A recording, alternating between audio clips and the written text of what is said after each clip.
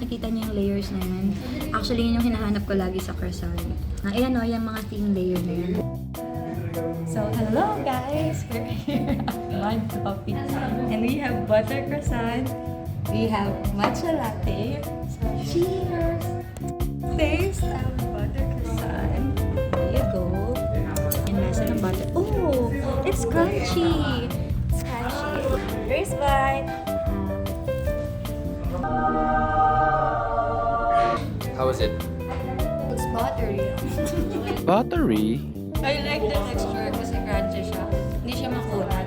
Tapos malalasahan mo talaga yung mga thin layers ng croissant. It's a yes for me. Can you show the inside? Yeah. Well, actually, it's butter croissant. So, technically, it doesn't have any fillings. So, ano lang siya? Veg lang siya. Parang siya, wala siyang feelings ka. Ay, hindi. Meron. Buttery? Ba't ganyan ka mag-cut? Sabi mo. You're supposed to cut side. Feeling ko nagsa-surgery ako eh. Gusto ko kasi maging doctor. No, I'm trying to, dissect. Pero, ayan, we have context. Actually, masarap din yung sugar niya. Hindi siya masyadong matamis. Look at the inside of our croissant. Ayan, nakikita niyo yung layers na yan. Actually, yun yung hinahanap ko lagi sa croissant. Yeah. Ayan o, yung mga thin layer na yan, di ba? Okay. Yung para natin na na-dissect yung croissant dito. That's the Ayan. proof na maraming yeast. Exactly. Actually, maganda yung pagkaka-bake sa kanya kasi hindi siya ma-airy, hindi siya mahangin. Parang siya. Parang ikaw. Hindi ka mahangin. Pero walang feelings. Oo. Okay lang kahit walang feelings. Wait, ano gusto mo maging food vlogger kaso Messi ka? Dapat tikman mo rin to. Sige, tikman mo naman. Alright. Let's have a taste. Yeah. Messi na.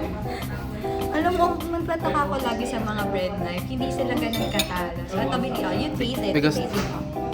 What can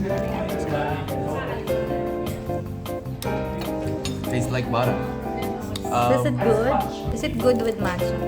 Yeah, absolutely. You should try it. Oh, I'll try it. Okay, let's try it with matcha. So, Does it have cheese? no, kapag ang croissant ay maganda ang pagkakabake, tapos thin talaga yung mga layers niya, magkakaroon siya ng cheesy effect. Gawa ng buttery. Buttery?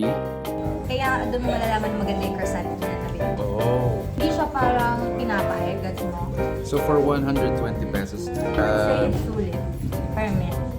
Based sa, compare sa mga croissant na natingnan ko. Kasi if you're aware, alam mo yung crostini na pinapay. yep. Pinapay talaga siya, bread siya eh. Maalsa siya, mahangin siya. Pero yung croissant na ganito, yan, nagiging crunchy siya kasi nga yung texture niya maninipis. So it's in layers. Yes. Diba? Ayan. Na. No? O, inom na ka ng matcha. So you should try this here in mine.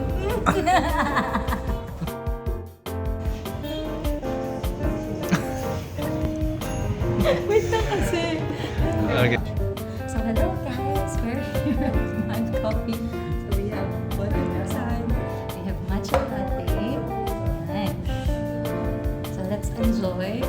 Let's enjoy matcha latte. Cheers. Cheers. Cheers. Bump. Bump mo siya dito sa camera. Cheers.